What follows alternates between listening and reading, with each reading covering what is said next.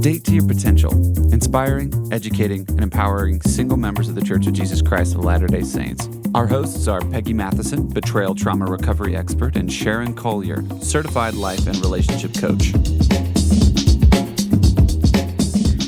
Hi, everybody. Boy, everybody liked our last podcast, Summer Courage. They did. About dating ideas and getting into summer and, being courageous and actually asking people out. Yeah. So anyway, if you haven't listened to that, go and listen to that. It's getting a lot of great success. Today, we're going to talk about the difference between attachment and love. And Sharon's got some really great stuff we're going to talk about. Sharon, first of all, you said you don't want to talk about all the different styles of attachment. No. Why? So in all 4.5 years of coaching, I get people who talk about the attachment styles. Number one, they're not worried about their own. They're worried about the other person. The other person that's probably on again, off again, that's not fully committed, that's like really showing them bad behavior, and they make excuses because maybe they're an avoidant. Oh, so they're focusing on other people. They're focusing on other people. So if everybody took care of their own attachment style, if you want to look up attachment styles and see where you're at, everybody needs to work on their own attachment style. Yeah. If you're an avoidant, you need to fix that. You can't fix somebody else. And everybody being worried about everybody else's attachment style does not make a healthy relationship. No. So when people tell me that, well, they're an avoidant and I really need to be patient. No, you don't. You need to get out of there. You need to take get out care of there your own stuff. And they need to take care of their stuff. Right. All right. So there's my soapbox on that. Yeah. Soapbox. Okay. So how do we attach? So if you go back and listen to Love Chemicals, because we refer people to Love Chemicals all the time, we literally attach through chemicals. So it's just biology. It's just biology. It's our brain chemicals. We've got dopamine going on. We've got oxytocin going on. Dopamine does a lot of things for us, and it really stimulates our pleasure centers, a lot like crack cocaine. Ooh. I know. So when people say you're addicted to love, it presents like an addiction. And a lot of times we get attached to the wrong person, but we think it's love because this is a very powerful bond we have with this person, we have right? Lots of feelings around it. It just feels so... Especially if there's a strong attraction. So a lot of times people get attached to somebody and they are positive it's love. If I tell somebody in an abusive situation, well, you need to get out. You need to get out and not look back. And they'll say, well, I can't do that because I love them. And it's like, no, you don't love them because love is reciprocal. Yes. And if you're in love, that means to me, there's two parties involved. You're right. in something with somebody else. And so a lot of times you can have strong feelings for somebody, but a lot of times it's our attachment. When we break up with someone and think, why did I just break up with them? It usually takes 5 days to 2 weeks. And you start going, oh my gosh, I need to get back together with them. Right. I can handle it. And you can look at a list of things that they're doing wrong and still be super attached. And this is our dopamine talking to us. Mm-hmm. And our oxytocin comes when we're physical with people. Nursing moms actually flood oxytocin. We've talked about this and we talk about it in Love Chemicals. It's bonding. Yes. It's very bonding. And people talk about the hug hormone or the sex hormone or the kissing hormone. They call oxytocin all sorts of different things because we flood it. So this is how our attachment works and why it's kind of dangerous. It can be if you're not aware, especially if you're not aware. Yeah. I think the more you're aware, the easier it is for you to separate this out. At least I found that for myself. So self-awareness is big. It really is. And, you and I as coaches, we get a lot more self-awareness because we talk about, and it's easier for us because we talk about self-awareness all the time and we see ourselves in clients and things like that. But not everybody has the opportunity to coach. But when I do conferences, people will come up to me after and say, thank you for explaining that because that makes so much sense now. Like, I feel so much better about this last breakup because I was feeling bad about it. And the he knowledge. was a jerk or she was a jerk. Yeah, the knowledge is super important. It's just empowering to know the reason why things didn't work out or why you're feeling the way you are.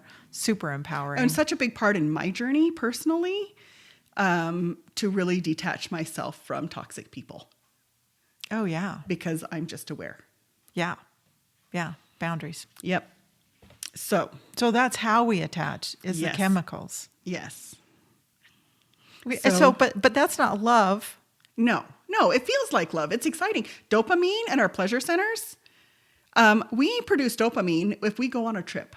Our anticipation hormone is dopamine. Dopamine does a lot of things. There's a lot of ways we produce dopamine. There's a lot of healthy ways. Marking things off a list produces dopamine. And dopamine makes us happy. So we literally think this person is making us happy.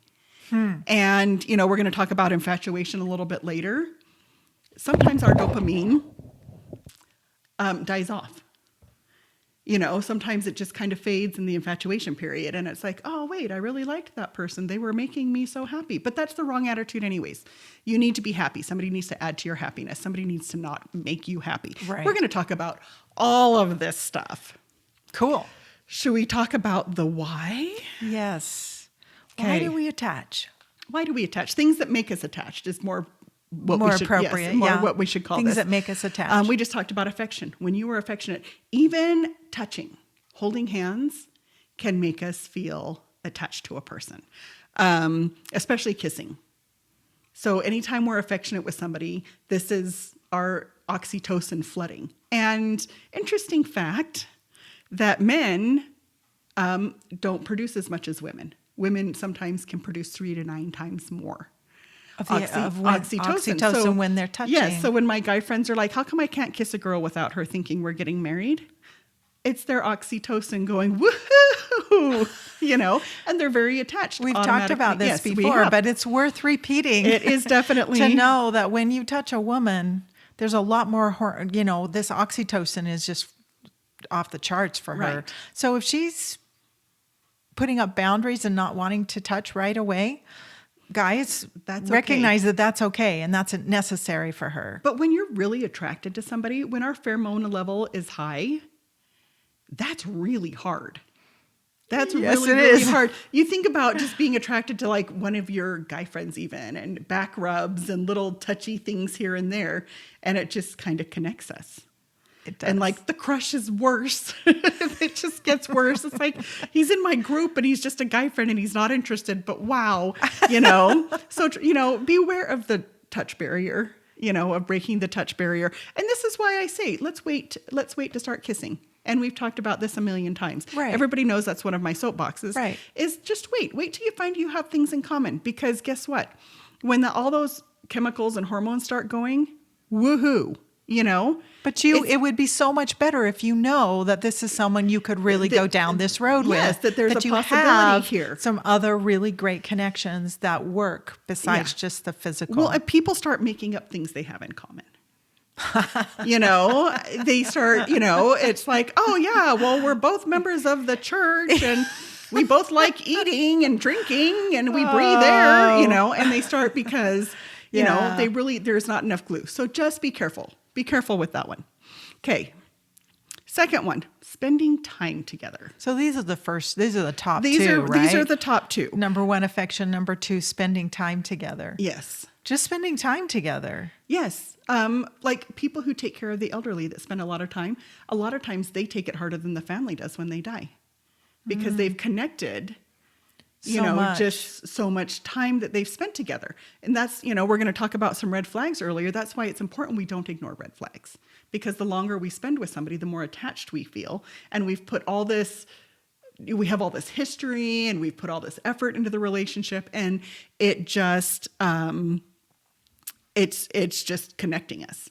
So it's just really important that we are aware of red flags. Yes. And then strong physical chemistry. We just talked about that.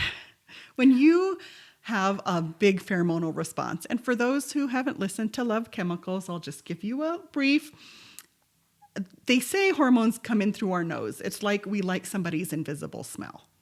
So I don't always, but let's picture this on a scale of 1 to 100. Because sometimes you're attracted to somebody you don't even expect to be attracted to, right? You're like, woo, what is going on? Like, I want to throw myself in their lap. And so that would be closer to like 100. But let's say you meet some new guy in your group or new girl in your group who's fairly attractive, and it's like, oh, wow, she's fairly or he's fairly attractive, but they don't do much for me. Or I have a ton in common with that person, but like my attraction level to them is like a 20 or a 10. And so, I mean, if you think of it in regards to that way, because everybody's probably gone through this. Mm-hmm. It's like, wow, that person just like knocked my socks off. And you don't know why. And it's your pheromonal response. They say it goes in and tickles your hypothalamus that's in charge of your And this is through the scent. This is through like an invisible smell. It's not necessarily their cologne or their body odor or anything like that. It is like it's our invisible smell. They say that's why women pair up on their periods. Interesting. Is a pheromonal response. So I've heard that before. I haven't researched it lately, but anyways.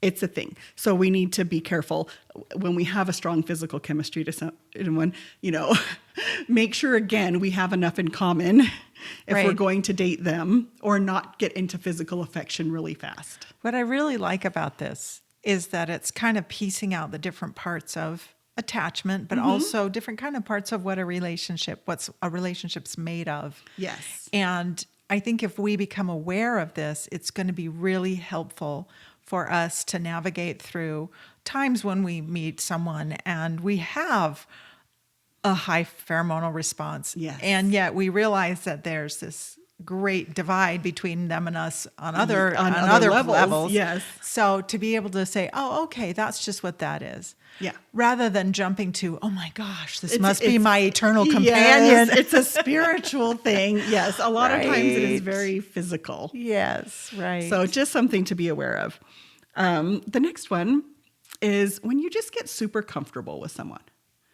So I have a lot of guy friends that I'm just really comfortable with, but when you're in a relationship with somebody and sparks are flying and stuff, and maybe those die off a little bit, because that kind of always happens. Our hormones change and everything during different parts of different relationships. Just when you're super comfortable and you just spend too much time.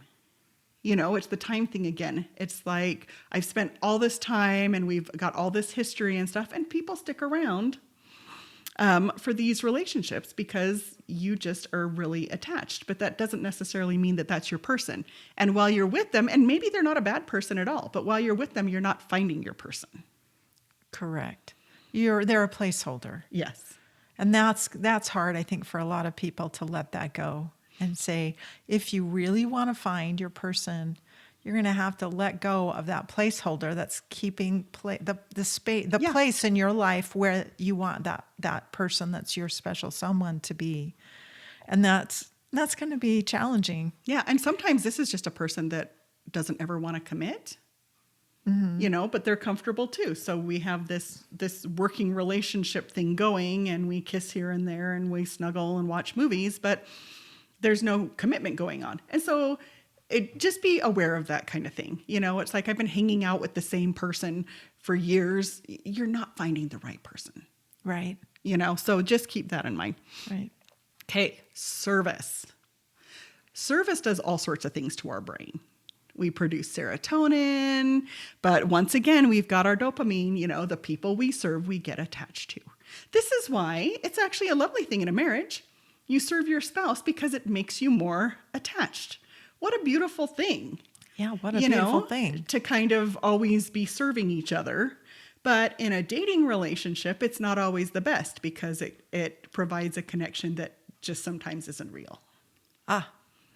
Yeah. I totally see that. I've seen that, yeah. Yeah. And then the last one on this one is when you experience spiritual things together. This sometimes connects people that shouldn't be connected. You've had this you went to a fireside, you had this wonderful connection. I know a lot of bishops and stake presidents have said not to go to the temple together when you're dating because having spiritual experiences and feeling the Spirit is often mistaken for other feelings, our feelings of connection and attachment. So you can have spiritual experiences together. I've had spiritual experiences with like some of my really good friends, but it's not a reason Right. This can be to attach I think yourself this to. can be so tricky, being in a culture where spirituality is such a Yes. big part of what we're looking for and what we think is like teaches us the answers that we want. Like I've had multiple spiritual experiences with men, and some of them have been very, very deep. Yeah. And I think if I wasn't aware of all the other pieces, it would have Yes. I would have totally gone down a road that I think wouldn't have been the right road. Well, you think about like even just one-on-one talking about your spiritual experiences. Maybe you both had a very similar experience and you're talking about it and then you feel the spirit. And then what do you think? You feel, oh my gosh, I feel so close to you. I mean, those kind of things really go through your head. Right. And so this is true. It's just good to be aware. Very good to be And aware. none of these things mean that you're not in love with the person, because attachment is a part of love. But just be aware that if the other pieces aren't fitting together, Pay attention to that. yes, pay attention. All You of the need to pay pieces need to attention. be fitting together. They do. in the right way. And a lot of times they fit together pretty easy. These people who go to couples therapy and things while they're dating, I'm like, that's not really the plan. Right. Things should be fitting together easier than Should that. be easier than that. Right. So why do we attach to the wrong people? I see this. A lot. I see this a lot. Yeah. Why do we attach to the wrong people? So let's go through some ideas. The first one that came to my mind was extreme loneliness. Maybe you don't have a social circle. Maybe you're newly divorced or widowed. And, we get into like this usually causes like infatuation, where love is a little more exciting than it should be. And I talk about the infatuation period a lot, the 4 to 5 months of the exciting part of the relationship before some of the hormones start dying off.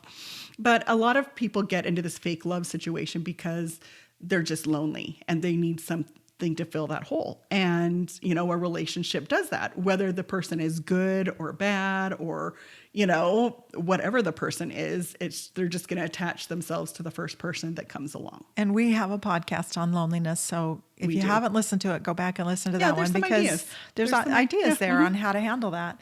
So infatuation, but what about fantasizing? I mean, what about like even just connecting with a guy or a girl online and, over a few days and starting to get expectations This is so or easy. Have you done this? You've met somebody online. Maybe they're in a different state or far away in your same state. And you're talking and talking and talking and find out you have some stuff in common. So you start fantasizing about that. Yeah. Oh, we want to retire in the same place. Oh, our house is going to be yellow and it's going to have a white picket fence and we're going to have 2 little dogs because we both like little dogs. And you start getting ahead of yourself is pretty much a part of infatuation, which produces... dopamine. Thank you. Peggy pays attention. I'm glad I got it right. I thought, do I know this now? By now, do I know she this? knows it. Dopamine, and then you start thinking about it. I mean, it's so easy to do. And you get attached to somebody you don't even know. right. Is that crazy? But it happens. And that is something I'm very aware of, when you start chatting with someone to not go there. It's like, oh, we don't need to go there. I was chatting with a guy from Idaho and he was like, geez, where would we live? And I'm like, we've literally been chatting for like 3 days. Like, I'm not worried about where we're going to live, if this works out, He's like, geez, would I have to go to Utah or would you come to Idaho? And I was like, well, we haven't even met in person. Let's talk about your, Yeah.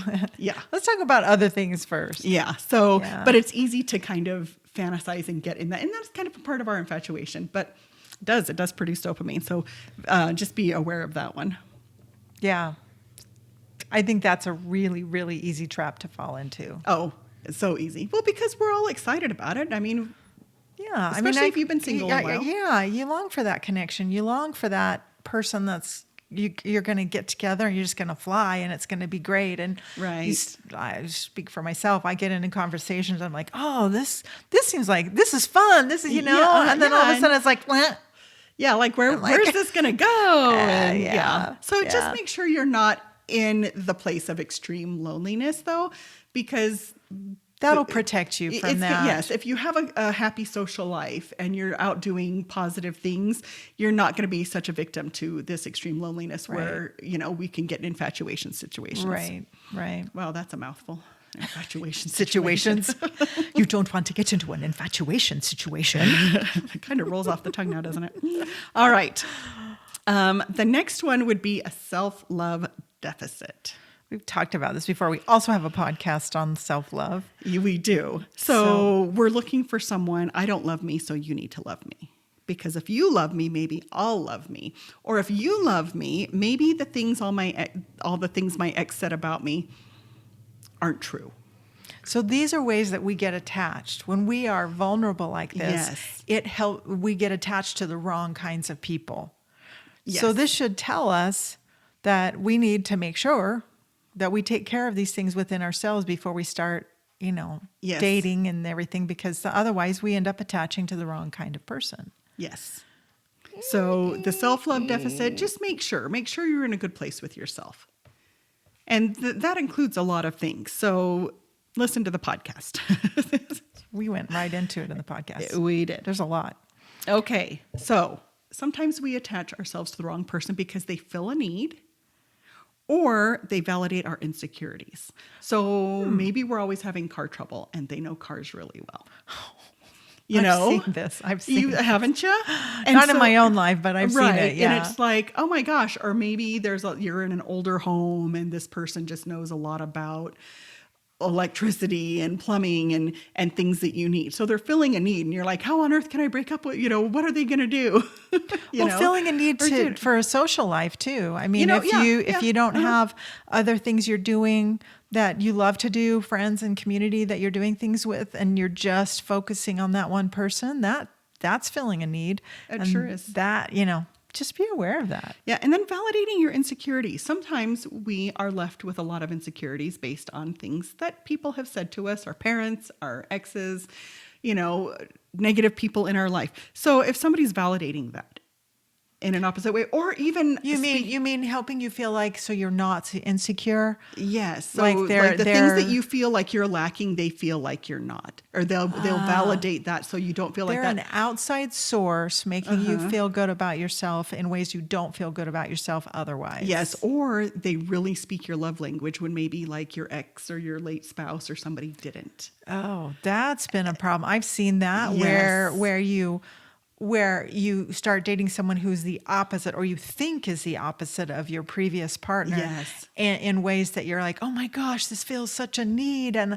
I've never had this before. And that's a big trap. Yes. That's a big trap. And I'm not saying that person isn't for you, but that person may not be for you, and you need to just keep your eyes open, Well, you need to do your healing work then. You need to recognize, so get yourself on solid ground first. Yes. So you don't need the extra validation. Right. You can don't do need that all without the it. extra, the compliments and things. I mean, it's super nice to have, but recognize if it's a lifeline for you rather than you having that on your own. Yes. And, we're still talking about why we're attaching to the wrong people, right? Yes. So next one is past sins and secrets. Ooh. Past sins and secrets. Yes. So when we get vulnerable and kind of start confessing our things to people, maybe they're sins, maybe they're secrets, maybe there's things that you've kept trapped up for years or whatever, that does connect us. Absolutely. Number one. And then there's always like the fear. Are they going to tell somebody?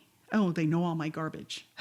They know all my garbage. Or it's they know all my garbage already and they're accepting me, so I might not find somebody else who accepts that. There's so many different elements to that.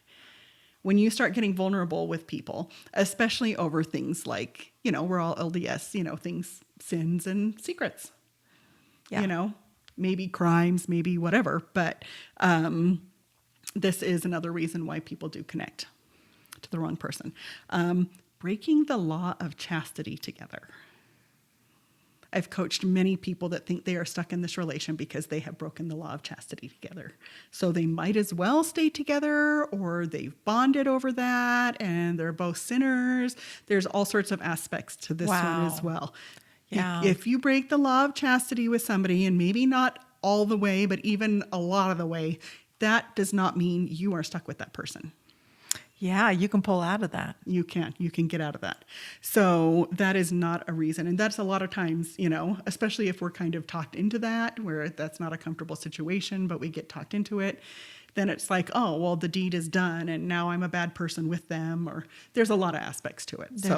There's a bonding that happens. Yes. Wow. And it's negative. It's a negative bond, Yeah. obviously, because we don't want to break the law of chastity. Yeah. Okay. Moving on. The highs and lows, I didn't know how to say this, of bad behavior. When you are stuck in an abusive relationship, it's easy to stay because the highs and lows get addictive. So you're in a low spot because they've just knocked you down several notches verbally, right? And that puts you in a low spot. But then they show up the next day and they're like, here's flowers and I'm going to take you out to a nice dinner because I feel really bad. And I'm sorry. Yes. Even though their behavior doesn't change necessarily, but Right. these lows and highs become addictive Yeah. and they become normal, and it's drama. Yes, it's a manufactured relationship tether. Yes. So a lot of people talk about trauma bonding, Yeah.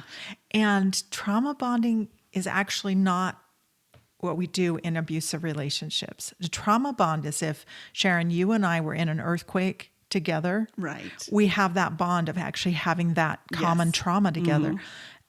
In an abusive relationship, there's a manufactured relationship tether that's created Yes. and by the abusive person.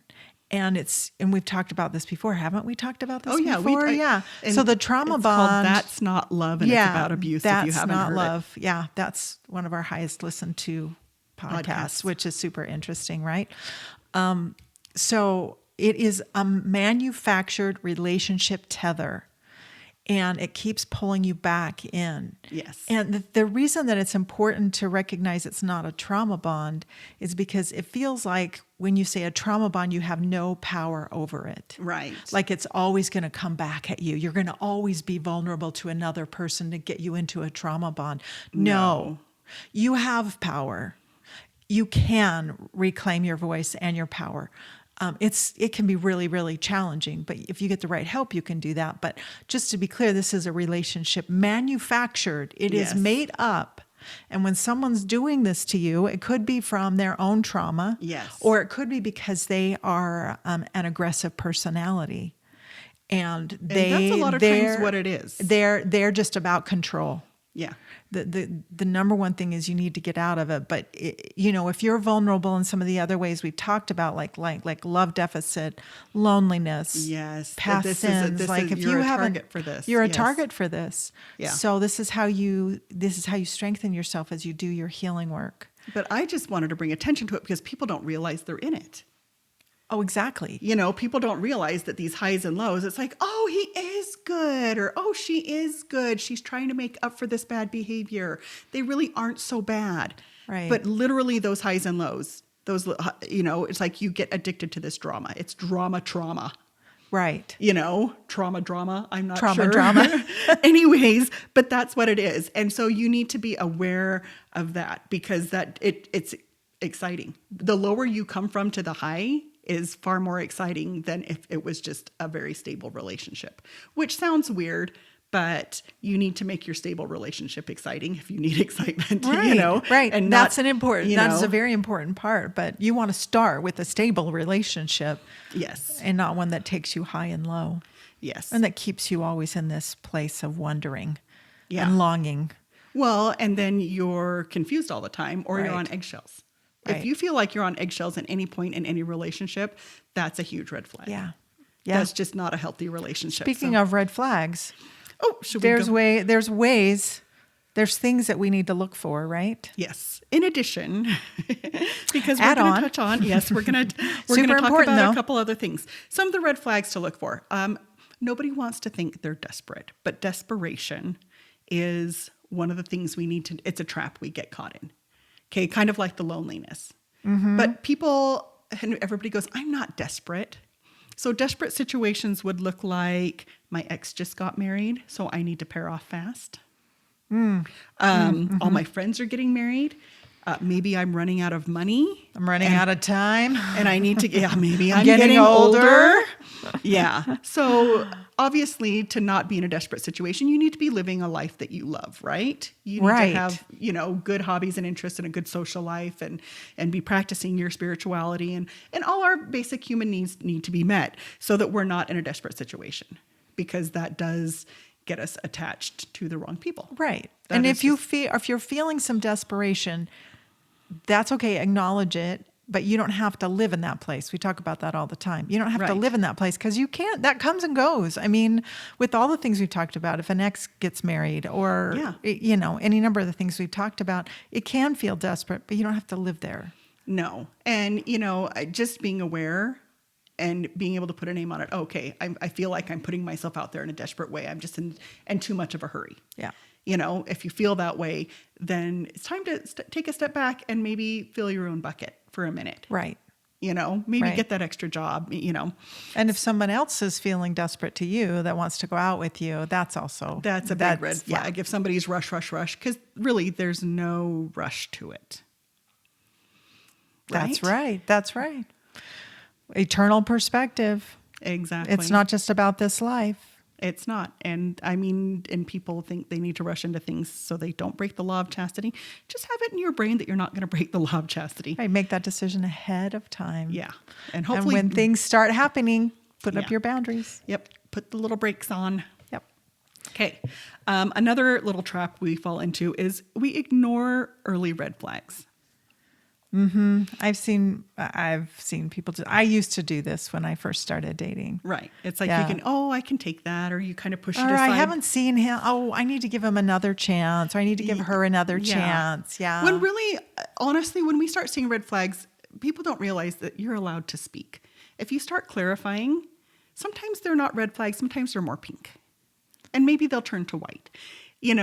If you ask about the bad behavior, because I think some people get into traps in their previous marriages, and they don't know that they're actually doing that behavior.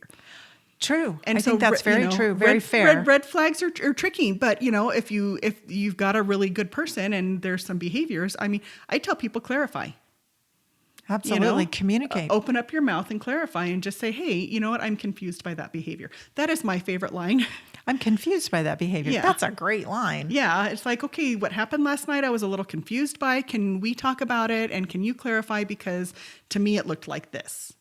Yeah. And I would like to hear what it looked like to you. And if they're like, well, you were just being weird and it's your fault and stuff like that, well, obviously that's a red flag. But if they're like, oh my gosh, I didn't even realize that happened, then that's a different story. Yeah. Now, if that pattern happens over and over again, that's wrong. That's wrong. Yeah, right. That's someone who's not willing to change. So, can we do a visual? I'm not sure if I'd love to do a visual, Sharon. I'm not sure if I can do this visual, because I have a big poster I made for the young men and young women in my ward, where I made what I call relationship road. So, picture yourself in a canyon, and you're in a cute little roadster, little convertible.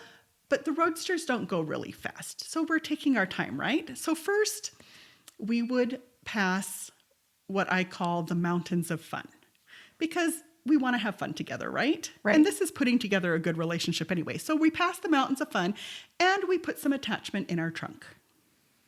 Because we get attached from spending time. Yep, we're spending time together and having fun, and it's a positive thing. So then we go past the waterfalls of good communication, we're going to call them. I think that was things in common. I think there was the waterfalls of things in common. And we stop there and we have a good time, and we figure out we have things in common, and what do? We put more attachment in our trunk. Get more attached. And if you were looking at attachment as a big word, we're stuffing that in the trunk. And then we go to the makeout forest. We all like that place, right? This is the magic makeout forest. Yes. But guess what? You both are putting arms full of attachment in that trunk. Okay. Right? Right. Absolutely. And then you go to Meet the Parents Canyon, where we start producing dopamine, because this means the relationship's going in a really good direction, right? Right. And we start putting what? More attachment in the trunk. The trunk lid is getting hard to shut now, right? So then let's go to the bridge of good communication, because we all want good communication skills, right? And what do we do there? we're stuffing more attachment in that trunk, and pretty soon we're sitting on that trunk to close it, right? It is full of attachment. So then we come to a crossroads. We're either going to get married or we're going to break up, because that's where we are in the relationship, right? Right. Well, guess what? Either direction you go, you have the same amount of attachment. The attachment doesn't go away if we break up. Now, not right away anyway, right? No, so if we go get married, yay, we've got all this attachment over positive things. If we break up, we still have that trunk packed full of attachment. Yeah. And so we need to keep that in mind. So let's go back to the road, and let's say the red flags were early on. We went to the mountains of fun. We picked up some attachment. We did the big waterfalls of things in common, and that was fun, and we picked up attachment. But let's start saying that red flags start popping up. So the trunk isn't very full. Because when the red flags come up, there's not attachment. Well, because we're not that far along on the road. Ah, got it. So the red flags start popping up, and let's say the bottom of the trunk is full. Well, that's going to be much easier to get over in a breakup than if the trunk is packed full. Mm-hmm. So what you're saying is, if you go all the way up the canyon road, you go through all these different stops along the way, and then you get to the trunk's going to be full. Very full. But there's going to be red flags along the way, and it's going to be harder to break up. Most likely you're going to go the direction of breakup. So this is why the early red flags, it's really important to break the relationship off early if it's not going to work, if you've clarified some red flags, if it's just the relationship isn't going to work, to break it off early. Because the less attachment you're carrying, the easier the breakup is going to be. Mm-hmm. How'd I do with the visual? Oh, I thought it was great. I was following you the whole time. I could see the green trees and the red car. And yeah. All right. So that would be ignoring early red flags. We're still on that one. Okay. The last one I wanted to talk about is connecting over negative things. So we all want things in common, right? Yes. Because that connects us, and that gives us like a happy future, and we produce dopamine because we're looking forward to doing these things together. But a lot of people connect over the wrong things. I always use the example, and I probably shouldn't out myself, but I do not love going to gospel doctrine. That's usually the Sunday I go home. I want you to say that I want you to know that I accept you anyway. Thank you. So and that is totally okay. Right. So the last thing I would do is to find somebody who dislikes gospel doctrine as much as I do, because then I would never, ever go, and I would never, ever like it. And you might never grow in that area of your life. Exactly. So do you get the point? So let's talk about some things that maybe some of us singles, negative things that we bond over, like maybe the divorce story. Yes, both the divorce of you story. have been cheated on. Yours was controlling and mine was controlling. Yes. Or yours stepped out on you, and, yes, right? yes. Which is a cheating thing, right? So that is something we don't want to connect over. That is not something you can have the same divorce story, but that shouldn't be something that connects you together. Like a main thing. Yeah, because a lot of people are like, "Oh, we have so much in common," and then you start listening to it, and they're all negative. This is not going to be a healthy relationship. Or then there's the parental alienation too, which I've heard. Yes, which is super common these days. You know, we don't want to attach ourselves over that. Or maybe you both hate your exes, or maybe you both, it's talking negatively about your friends, or, gossiping, or something like that. You have the same bad habits. Yeah. So you want to connect over positive things. The things you have in common should be positive, because being negative together is two negatives do not make a positive ever. Right. So we've talked about the attachment, how we attach, why we attach to the wrong people, and then some of the red flags. Yes. And I think it's really great because we've separated this out. Attachment by itself is not love. No. None of these things by themselves. And even if you can add up a lot of these things, there still needs to be, this feels right. Yes. This is moving me in every aspect of my life, the direction that I want to go. Well, and if you think about love too, love is beautiful things. It's respect and admiration. What do you admire about that person? You know, it's reciprocation. Right. There's a lot of beautiful things to love that just attachment isn't going to bring you. Right. And if, like myself, I know that I've had this, if I've had a lifetime of not great attachment, of kind of not feeling good about myself or having some of these problems, it's a very different feeling to be in a relationship where that's not an issue, yes. where that's not there. There's a yes. freedom, there's a joy, there's a lightness, there's an easiness about yes. it. So that's an important thing to remember. Is it easy? Is it light? Does it make, can you see a pathway forward in so many areas of your life? Yes. You know, as you're trying to figure out, is this love or is this attachment? Right. And on the flip side, are you angsty? Are you nervous? Are you scared? Do you still have questions? Yes. Are you confused? That's the time to really decide. It's like, am I just really attached or is this really love? Right. And is this person a placeholder for me? Or is this person future? And, and sometimes the truth is that sometimes this person may not be your one and only, your eternal companion. You're the one you're going to commit to for forever. But they may be a person that needs to be in your life at this time for you to heal or to help you with certain things. I know a lot of people that have felt that way, have that. I've had that, where each relationship brings a new possibility for my own growth. And for us to, like, sometimes I think we're just brought into each other's lives to comfort each other, to be supportive to one another.